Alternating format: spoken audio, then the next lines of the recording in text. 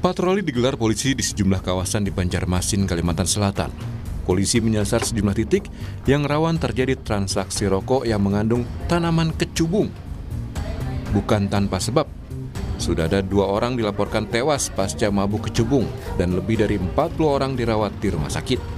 Jadi memang untuk tren buah kecubung itu baru ya, namun memang lokasi-lokasi atau spot-spot yang rawan terjadinya penyalahgunaan, baik itu penyalahgunaan narkotika ataupun obat-obat berbahaya lainnya, termasuk dalam hal ini buah kecubung, itu sudah kami data di wilayah Polres Banjarmasin Timur, dan tentunya ke depannya itu akan dijadikan prioritas untuk pelaksanaan patroli dan razia di sana. Pasien yang mabuk kecubung banyak dirawat di RSJ Sambanglihum, jumlahnya lebih dari 40 orang. Dengan kondisi antara lain tidak sadarkan diri, gaduh gelisah, dan berhalusinasi layaknya gangguan jiwa.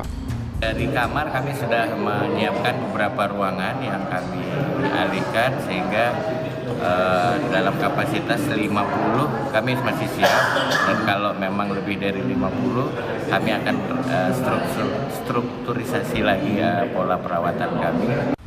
Rumah sakit Sambanglihum harus menambah ruangan untuk menampung pasien yang mabuk kecubung. Upaya yang dilakukan rumah sakit yakni menghilangkan racun yang ditimbulkan dari kecubung. Terapi selama 14 hari saat pasien dipastikan sadar. Tim Liputan, Kompas TV. Perkembangan terkini penangkapan atau penanganan pasien yang dirawat karena makan kecubung akan dilaporkan jurnalis Kompas TV, Salsa Imani. Salsa, bagaimana penanganan pasien saat ini dan seperti apa gejala mereka yang dirawat?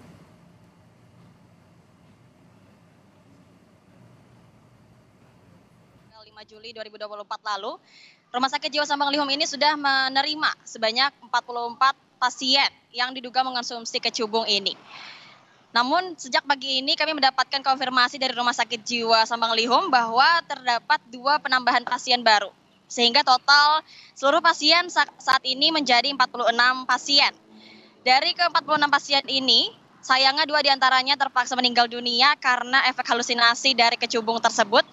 Dan dikonfirmasi kembali oleh kami bahwa terdapat 9 pasien yang telah sadarkan diri, sehingga saat ini mereka mendapatkan terapi rawat jalan. Kemudian dalam penanganan yang diterima oleh pasien sendiri, tindakan yang diterima yaitu berupa detoksifikasi selama 3 hari. Kemudian setelah 3 hari tersebut, ketika pasien dinyatakan sadar, pasien akan menerima terapi selama 7-14 hari untuk menghilangkan efek zat adiksi yang diperoleh dalam mengonsumsi kecubung ini. Begitu, Radi. Salsa, lalu polisi sudah melakukan patroli peredaran kecubung. Tapi di sana apakah fenomena makan kecubung ini hingga mabuk ini sudah lama terjadi? Baik, Radi, menurut data yang kami terima, fenomena kecubung ini baru saja viral kembali di tanggal 5 Juli kemarin. Dan dari kasus tersebut, para jajaran polisi ini menanggapi dengan gencar melakukan sosialisasi dan juga patroli untuk menyisiri di titik-titik tertentu yang diduga menjadi tempat pertukaran kecubung ini sendiri. Selain itu, pihak Badan Narkotika Nasional Kalimantan Selatan juga mengimbau ke masyarakat akan memberikan penanganan kepada pasien yang terbukti mengonsumsi kecubung yang dioplos dengan obat-obatan terlarang seperti Zenit yang sedang ramai dibicarakan. Begitu, Radi.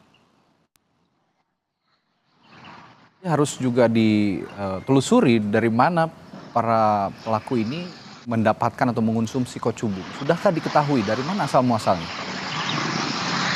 Baik, Radi, kecubung sendiri ini merupakan tanaman liar yang didapatkan dengan mudah di petak-petak tanah yang kosong, karena tanaman ini sangat mudah sekali tumbuh dan didapatkan.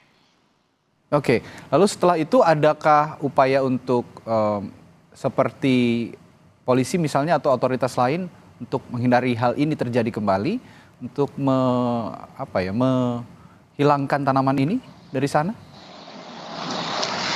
Baik, terkait hal ini, pihak berwajib belum menindaklanjuti secara serius karena tanaman kecubung atau buah kecubung ini bukan merupakan tanaman-tanaman yang berbahaya. Bahkan dari kesaksian dokter di Rumah Sakit Jiwa Samanglihum sendiri bahwa buah kecubung ini sebenarnya memiliki manfaat bagi kesehatan dan sangat berbahaya jika dikonsumsi secara sembarangan.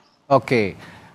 Jika demikian memang harus ada pengawasan dan aturan ya. Jika memang itu tumbuhan liar dan mudah tumbuh, harus ada pengawasan yang optimal dari otoritas tempat di sana. Baik, terima kasih Salsa Imani melaporkan langsung dari Banjarmasin, Kalimantan Selatan.